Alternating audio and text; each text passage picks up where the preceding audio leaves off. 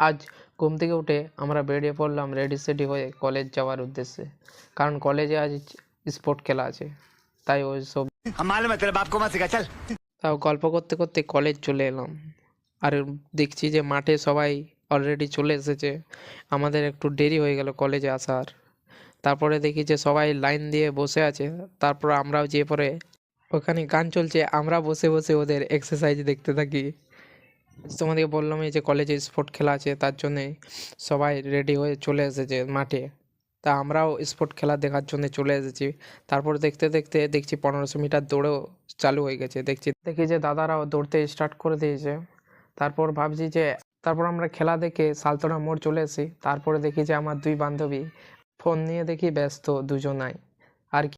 कैसे कैसे लोग रहते हैं यार यहाँ पर। তারপর আমরা বাড়ি যেতে থাকি।